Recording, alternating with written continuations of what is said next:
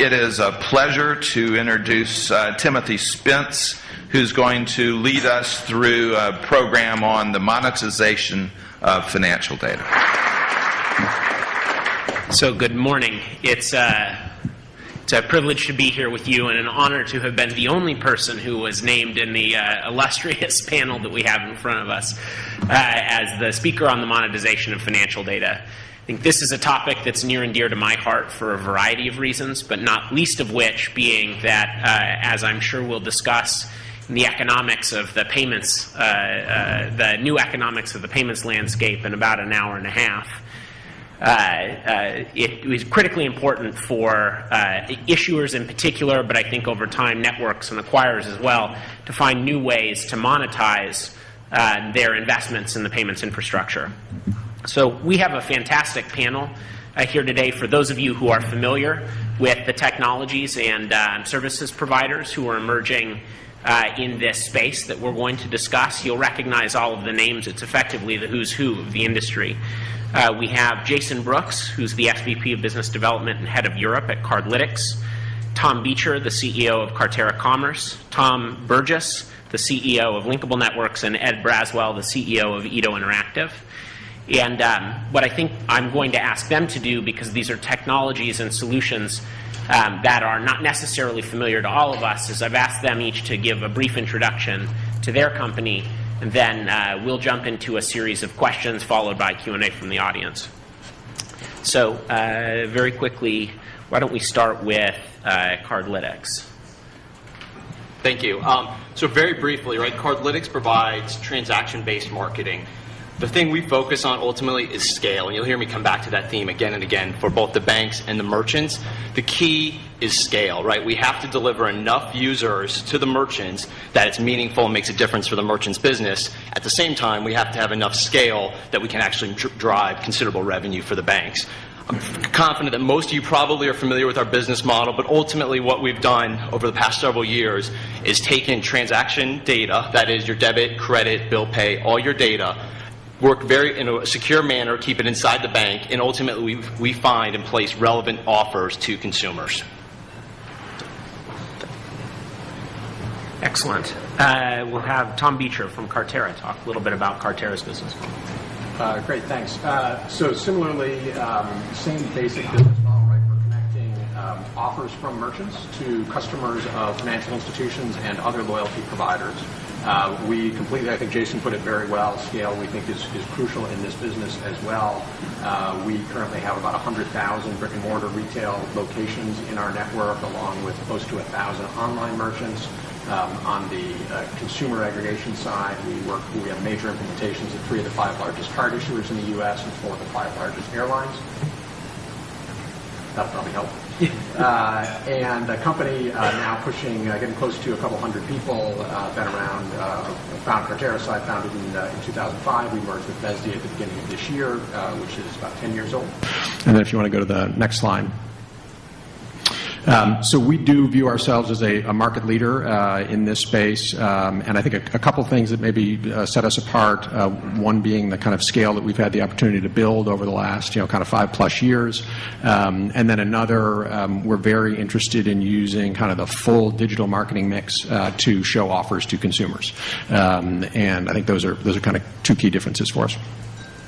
Excellent. Thank you very much. Ed? Yeah, Ed Braswell with edointeractive. Founded the company in 2008 under the premise that I assumed young adults and teenagers would never cut coupons again.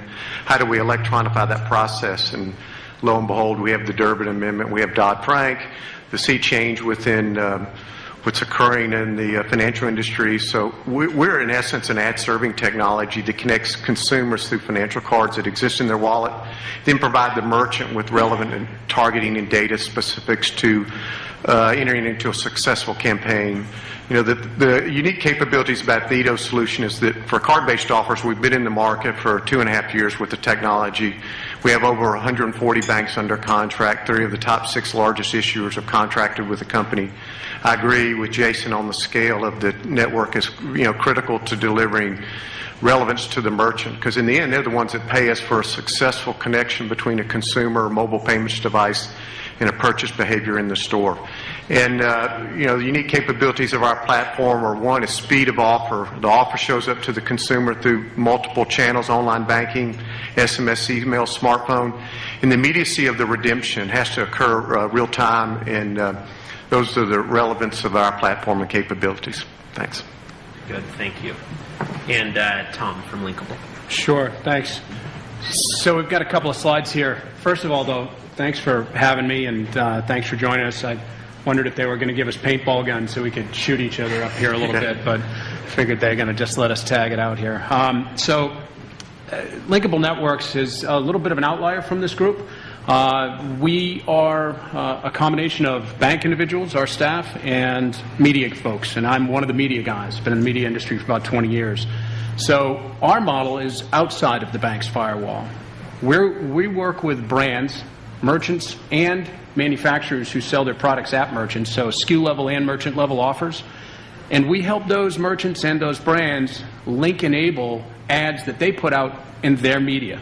So our ads appear in TV broadcasts, they appear online, they appear on mobile, they appear on the side of a bus or in print. We don't care. And the way we do that is use our campaign management platform that we've built over the last couple of years so that we tie in on one side into the bank and we tie in on the other side into those ad delivery networks. So we just announced, for instance, a big relationship with WPP. About every $3 that's spent on advertising in the world goes through WPP. So we use those guys and partners like them to help enable the ads that go out that consumers, cardholders, see every day. So that differentiates us a little bit, that both to talk about scale, that's where exactly we live, and scale and reach and frequency. The slide up here just shows how it works a little bit. So there's the opportunity for a consumer to see over on the number, under the number 1 there. An advertiser will put an offer out. Again, in any medium, we don't care. This just happens to show an ad that appears up on their web page or on a mobile device. The consumer interacts with that, clicking on it. It then links that to their card. We send them an email, say, hey, that offer's been linked, go shopping. Then number 2, they go to the store, they go shopping. We see them as they go through point of sale. We say thanks with an email that they've used to redeem that offer, and then we send the money to their card account. We send them an email there. So that's Linkable, and so how we're a little bit different. Might bring a little bit of different point of view when we talk about offer volume, security, I know PCI compliance, and the concerns of data security and how we've done that too. So thanks. Great, that's very helpful. So I think just a quick question as we look at the ecosystem. If you all were to attempt to classify the kinds of business models that are emerging in this space, how would you classify them, and where would you say that most of the market growth and activity is coming from? I'm happy to take it. So I'd say that as we're looking at the whole monetization of data as the core of this panel, I've had the good opportunity to travel the country over the last couple of years talking with many different banks and issuers and associations and hearing how they all are very enthusiastic to take advantage of their treasure trove of media assets, really. And some institutions have gone to great lengths to put media people inside their organization. You got a phone call. Sorry. So what we've seen then is companies like the 4 of us here and many other startups that are going into these institutions and saying, hey, I've got a solution for your problem, And I'd say that it's a Wild West right now. There's many different types of organizations like us linking offers to cards, whether you call it transaction marketing, card-linked offers, whatever you want to call it. That's one vertical. I think the mobile space is huge. I bet you everybody in here has got some kind of an agenda item that has mobile attached to it. And I think there's a lot of technology that's gone on in that space that's going to bleed over. And I think in general, though, the advertising world and the banking world are merging together, and there's bridges being built between the two. And I think this group at least represents that story. Yeah. Just to add on that, I would comment, I think you're going to see, and it's really a decision for a lot of bankers and other people in this room, right, it's sort of a convergence of advertising and banking, right? There's this treasure trove of data that's being used, and the question is, does somebody like Google monetize it? Do they do it without involving the banks? Do they cut their own path, and then the banks suddenly discover that they've lost, I'll call it, one of their assets? Or do the banks do it? And so certainly as we travel around and talk to banks, the merchants get it, right? They're waiting for scale. They're looking for partners like the people here to deliver scale. But once that happens, and as we brought that to them, now they're trying to decide, do I go with the bank and go into that bank network, or do I go with a third party like a Google? And I think that's going to be one of the ways it's going to shake out. I think advertising tied to a payments card is the best form of showing relevance and also redemption. And I agree with the comment, you can let Google own every relationship, the consumer to the digital or mobile wallet. You can let them own the merchant relationship, or the banks, which have the best data assets. They look at settlement and authorization data on the card. If you can tokenize and encrypt that information and then provide relevance to the merchants and the commercial clients that they represent and drive a transaction or behavior, we can leave it up to Google and Groupon or Living Social, or the banks can take that asset and make it a real monetization for their customer. And the banks make a lot of revenue off of this, I think, for most of us, based on the successful redemption of a payment into a merchant location. Yeah, I think that's exactly right. One of the key challenges, though, is there needs to be ultimately a real mind shift on the bank side of this if it's going to be successful. Because if the banks don't really understand, working with one of us, for example, to help the banks understand what has to be in this for the merchant, if the banks can't really get their heads around that, they'll never actually deliver. They won't put themselves in the position, they won't invest to deliver the real value for the merchants, and I think they'll miss out on a huge opportunity if they can't do it, and it will be Google and others who will take advantage of that. Great. So we've talked now about the way that banks or that issuers can play, but what roles are there in this emerging industry for processors or merchant acquirers as well? What about the rest of the payments ecosystem? I'll take a shot at that if you don't mind. I think from a processor and issuing platform is that their traditional loyalty products that they administer and program, manage for existing issuers. I think layering on any one of these functionalities to enhance the consumer experience for the issuing bank is paramount. Two, I believe that the transformation of mobile and card-based offers, there's going to be a great gap to bridge that, and I would dare say that there are a few of us in here that will probably always prefer to have a wallet with a mag stripe processing our payments, and relying that totally on mobile will be, I think, somewhat challenging. So bridging payment card and mobile services is something that I think that we can bring to the banks and deliver a unique experience as we see what explosion and how long it's going to take to have the mobile payments device proliferate across merchants and consumers.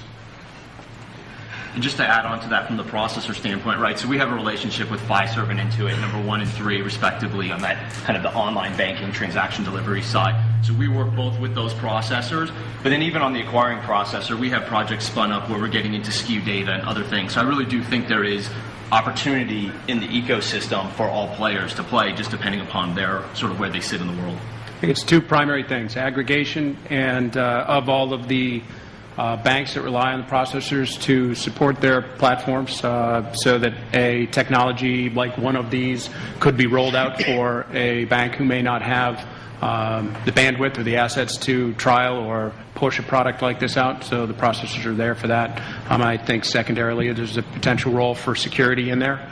I think that the security opportunity to protect, I think we'll all talk about how we take a user, we identify that user as a token, we leave all the data behind the bank's firewall, we then manage targeting and use analytics to drive ad delivery. This will all be consistent from amongst the four of us. I think there's a role in there for those processors to help with the long tail or the aggregation point on both of those types. Now, and what about the acquirers? I think one of the things that's interesting, if you look at where Groupon and Living Social in particular have gotten traction, it's primarily been with smaller local merchants or service-based merchants, which I have to imagine from your standpoint, if you're attempting to activate a broad merchant base, are not exactly top of the list. Is there a role for acquirers to play in serving as a distribution system in some fashion? Yeah, we certainly think so. So local has been a major area of focus for us, particularly over the last, say, 12 to 18 months. And we actually do have partnerships now with several merchant acquirers and are talking to a bunch of others. I think there is a real opportunity for those folks to both generate value and capture value as part of that. I agree. If you think about a self-service portal for small and medium businesses to be able to go in and take a look at the data why we're not going to serve up name and card number to sit there and see how many cards are within a 10-mile radius of my store, who's shopping in my category but hasn't dined at my location in 90 days, and then what is the basket results for that for the other merchants compared to mine. If you set a set of tools for the acquirers that are simple to use for the merchant, I think there's added revenues for the acquirers, and they can participate in the sales efforts of growing small and medium business. I think on the national sales side, it needs to be more of a direct relationship with top 900 or 1,000 merchants. That's at least the belief at Edo Interactive.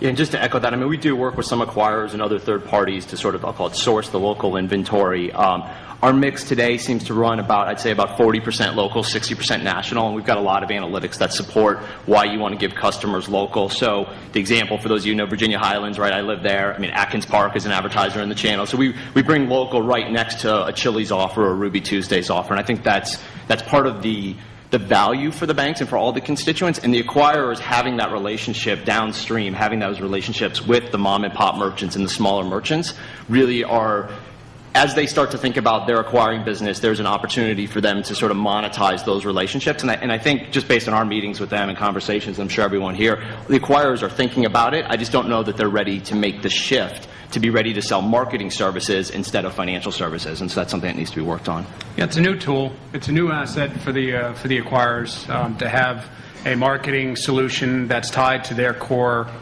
offering.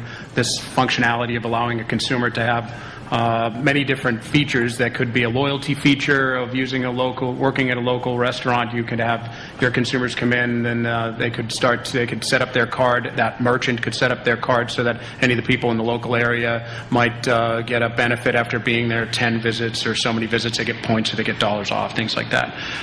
One of the things that we found in all our testing, and this comes from years of being in the media business, is it's not about local or national. And there's a lot of local hoopla going on because, hey, we all saw Groupon go public. We all know Living Social. It's what's got our attention on these thousands of people out there, in some cases tens of thousands of people out there as salespeople calling on local merchants. So what we found, and we've done a great deal of research on this over the last several months, is what is important to you and I as cardholders. Forget about us as being in the vendor, the supplier to the cardholders, but what's important to cardholders. And our research has come back, and I can share a lot of this detail with you after the conference if you like, but is that it's about daily purchases. It's not about local or national. It's all about what do I do on a daily basis.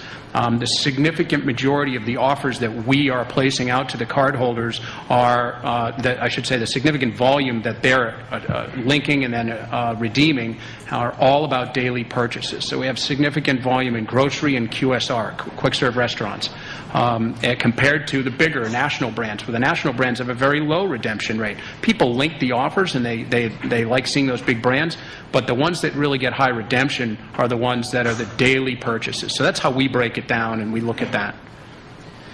So let's explore that a little bit further on both the cardholder side and the merchant side. I think you all, Jason mentioned it first, and then everybody echoed the importance of scale. When I think about the industry, the paradigm that I use, of course, is effectively the bank card networks, right? Where what made Visa and MasterCard successful was the fact that they managed to achieve critical mass on the issuing side and critical mass from an acceptance perspective on the acquiring side. You've all said you need to develop the same proposition. So what will drive a financial institution to offer these services? What drives the cardholders of the financial institution to want to use these services? And in the context of all of the options that are available from a media perspective to the merchants, why is it that merchants would prefer this kind of advertising spend over either the sort of traditional above-the-line media like television or more direct forms of advertising like web search or otherwise? Right? Long question. We can answer that one at a time. Maybe we start with issuers, then we'll go to cardholders and merchants. Go ahead. Sure.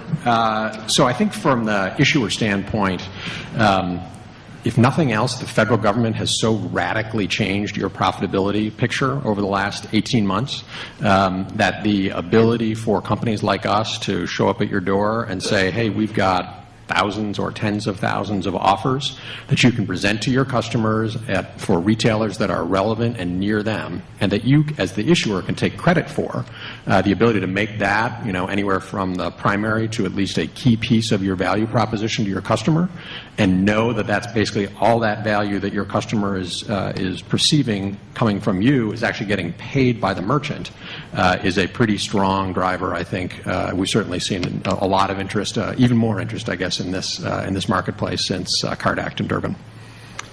My name's Governor Perry. Can you repeat the question, please? I'm saving that one out. I'll be back later that afternoon. From a standpoint of an issuer basis, I think that the opportunities to monetize what has been, insert marketing through your credit card and debit card statements, some promotional through their online channels. This becomes, really a significant place. Today, I probably register of the cards I have in my wallet. I have them registered at about 12 sites between American Airlines, Groupon, Living Social. And I don't think the offers are very targeted. If we could consolidate for the issuers relevant offers around spending data, behavior, and merchant category spending, this will be a successful campaign for all of us here at this table. As 1 billion credit cards, several hundred mobile devices, becomes a great marketing opportunity for all of us to participate in. Ed, we'll continue on, but a question on that front. So you mentioned that consumers today in many cases are participating in Living Social, they're participating in Groupon, they're participating in a number of different sites. If you were an issuer, would you be participating with one services provider in this area, of the 4 that we have on the stage, or would you be participating in more than one? I think we're going to see, especially in the top 10 issuers, participation with multiple vendors, because content sourcing of merchant offers is really where the scale has to occur in this. So we've had requests from several large banks to participate with delivery and sourcing of offers and content. And, if Walmart doesn't have exclusivity on billboards, I think there's a situation where we can all participate and deliver content and relevant content. I think that's going to occur, and we'll see that at a rapid rate. I will say from an issuing standpoint, I think we're all busy probably going in and out of the same doors. This market is happening from an issuing standpoint. It's there. Yeah, I would actually, I disagree slightly. Our experience with the banks, right, is that they actually do want to have an exclusive partner. They might be doing some bake-offs right now or trying different people, but all of our relationships, right, we focus on a kind of a direct one-to-one relationship. And the reason I think that it matters is that scale theme, right? If you sort of take a large bank and they split their bank into 3 portfolios, they miss out on some of the economies that they can get. Also, there's a sort of a relationship view. So like in ours, a lot of the institutions that have debit and credit portfolios, right, we're layered across both of those. So if you see an offer based on your debit spend, you can make that transaction on your credit card from that same institution, and we'll fund back the reward, right? So you sort of have to have that holistic view of the consumer. But, the market will see. Again, I can only speak from our experience where we're sort of focused on kind of one-to-one relationships. But back to the question of why issuers do it, I'll take a slightly different perspective, I think, as well. We see a lot of the bigger banks beat up in the press, right? We all know it. Every day you open the headlines and another bank has sort of done a bad thing. And so we see a lot of interest from our banks to actually have this is a positive story, right? Now you're going out to the market, you're going out to Wall Street, you're going out to the mainstream media, and you're telling that your consumers, the market, you're bringing them hundreds of dollars of savings that are relevant to them, right? So, you can imagine that versus saying, I'm going to charge you a fee for using your card. Now you're starting to spin it. And so that's what the bigger institutions, I'd say the smaller ones, I don't know that have embraced it as much. But I think that positive story is not something that can be overlooked. A few other things that I think are just worth pointing out, right, as well, why banks do this. It is underlying relevancy offers, right? Again, I'm your bank. I'm bringing you a good thing. I'm bringing you offers of where you already spend. So, grocery, fast food, all those types of things. And then the other thing that we also do that banks are starting to really leverage is we can drive banks' goals, right? So we have institutions that have said things like, I know I have customers that are not using my product in a certain category. Can you stimulate behavior in that category? And we've got fantastic results for them. So there's a lot of reasons ultimately for a bank doing it, but don't underlook the positive story. We all know the banks have just gotten murdered in the press, right? So they do need a good thing to talk about. We take it yet. When you look at 2 things that Tim asked, one is, will all of us work with one bank at the same time, or will the bank have 1 or 2 players? Address that. And then the second is there a split in media spend? Why will an advertiser spend more with this medium as opposed to another? So, again, linkable networks ends up being an outlier. We will work in the same environment with 1 or more of these companies, because we're not on the bank's pages, right? We're not inside the bank. We enable the bank to find their cardholders outside of the bank's touch points. When the bank cardholder is watching TV, when they're browsing the web, New York Times, or reading a magazine, and allow that bank to be in front of those cardholders and to pick up on what Jason said, that very positive opportunity to say, hey, you're my cardholder, here's an opportunity for you to save some money by using your card, link this offer to your card and benefit from that. So when we're working with the banks, we get separated, we get sectioned out, and we're going into mediums where that doesn't cause that split in media spend either. So when we approach a merchant or an advertiser, we say to them, here's a way to increase the value of the media you're already buying. And it's that closed loop, one thing that none of us have mentioned, it's very important to the advertiser, it's the attribution capability, of which now the banks, the FIs, are a player. So you become an integral part by participating with one of us to be a attribution network or an attribution pipeline, that being where those brands spend their money, how effective is that brand money being attributed. And so when we step in, when Linkable Network steps into the middle, we attach those two things. So we do see banks saying, oh yeah, we're going to work with you and we're going to work with somebody else. So it is a big difference. I think the critical piece is, and we talk about what's valuable, bringing it back to what's valuable to the issuers. It's a loyalty thing. One of our issuers said to us that for the last 10 years they looked back and they looked at what their cardholders are telling them is most important for them. And a couple of years ago, security dropped from the top of that list over help me save money. Help me save money when I shop was exactly what the cardholders were telling this very large institution. And fortunately, there's an opportunity now for the banks to participate very closely and to get in front of the cardholders to answer that question. And I think that our solutions, like what we're doing, help out with that. So I think one of the things that's interesting to me, right, is Lord knows how many tens or even hundreds of millions of dollars were spent by merchants to lobby for what ultimately manifested itself in the debit side as the Durbin Amendment. So financial institutions historically, if you include acquirers, if you include the networks as having been owned by financial institutions and the interchange went to the issuers, captured something on the order of 2 to 3% of a transaction, of the dollar value of a transaction, and in many cases for certain merchant categories or individual merchants less than that. So the merchants were infuriated over having to pay 3% of a transaction to in exchange for the investment the financial institutions, the payments industry made in the laying of the payments infrastructure. And yet in some cases they will pay 10, 50, to read Groupon's initial public offering documents, 100% of the incremental sales volume associated with one of these types of programs. Why is that? Why is it that they're willing to pay so much more for what you're offering than they were for the sort of convenience and incremental purchasing power associated with putting cards in consumers' hands?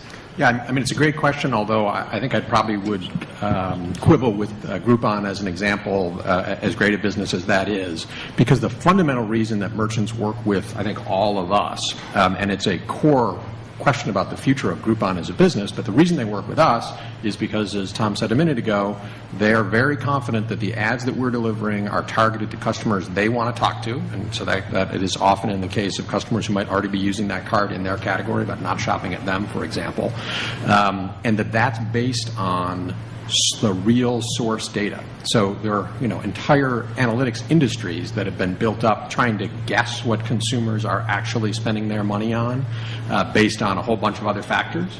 Banks are sitting on the actual source data. So to be able to both target marketing based on what's actually happened, and then, as Tom said a second ago, to be able to close the loop and know what happened after you distributed that marketing to the consumer is incredibly valuable to marketers, as opposed to Groupon, where fundamentally, especially if you're a small business, you're going to get a rush of business on day one when that Groupon goes up, and then you're going to hope that some of those customers are new, and then you're going to hope that of the new ones, some of them will come back and pay full price. But the operative word in both of those sentences is hope, because you have no idea. What they like about us is they know exactly what they're getting. I think you got to go on one step further. It's not just about, as Tom said, and the big benefit is that the bank can come to the table as a media partner, as I'd mentioned before, and can bring a new aspect of data to the advertisers, and that is direct down to, if it's not a direct consumer, maybe it's a token or it's a group or it's a profile that's derived from the purchase data, right? You have to, whenever you mention that in this kind of a room, people go, oh, PCI or oh, security, you know. So we got to be careful there. But the advertising industry has been doing this forever. And targeting to you and I as consumers is online, especially online, is incredibly accurate already, right? How many times have you gone to a website, maybe looked at something you might purchase, 2 days later you go to a website to read the news, and that site that you looked at 2 days ago has now got an ad in front of you. Do you think that's by mistake? Of course not, right? We're tracking you, they say, right? So there's a lot of regulation that goes on in the advertising world. Now the bank can come to the table, though, and can bring that purchase history as a targeting piece. But that's like the first step, the first generation. The real step where it really becomes valuable is when the bank can come to the table and say, okay, Mr. Brand or Mr. Retailer, I'm not only going to help you find the person that's either not purchasing at all in your segment and you want to drive them over, or they purchase in your segment and they're just not buying from you. You know, we can help you with that. But now I'm going to help you find the person where it's going to save you, Mr. Brand, Mr. Advertiser, on how much of an offer you need to put. So we're talking about dynamic valued offers. So Tom Beecher may require 10% off to get him in the door, where I'm a lot easier going, and it's only 5% off for me. Banks, that data eventually can, and I don't mean like out in the future, I mean this can happen pretty quickly here.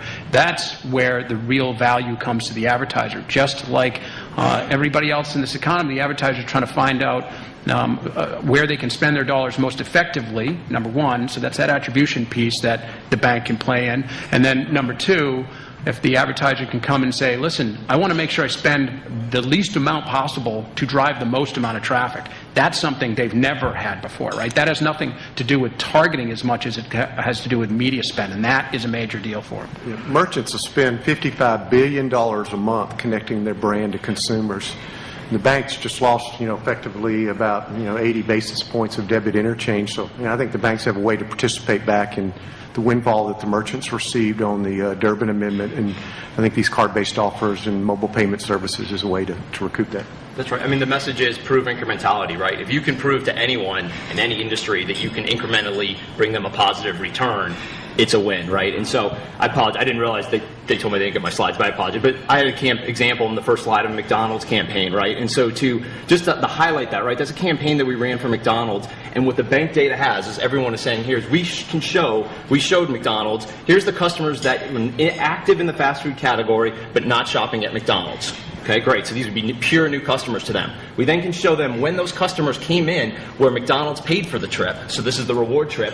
And then we can show them over the next 6 months, those customers came back more and more. So unequivocally, when we sit down with McDonald's and they continue to roll out with us, right, we can show them how they're getting incremental revenue out of every single transaction. I mean, that's that monetizing of the data that I think everyone set up here. It wasn't available before. I mean, McDonald's used to put up a billboard and hope that the person driving by was a new customer to them or a more profitable customer, but they didn't know. Now they know, and that is incredibly valuable. I mean, so just to kind of put an exclamation mark on that, right, a CEO of a very large C-store chain, actually speaking about interchange, made the comment to me, this is the first thing that I've heard from banks in 10 years that actually helps my business, right? And we're charging him over 10%, right? And so 10% versus 2%, and he's actually excited and happy to pay it. That's the distinction. We're helping their business.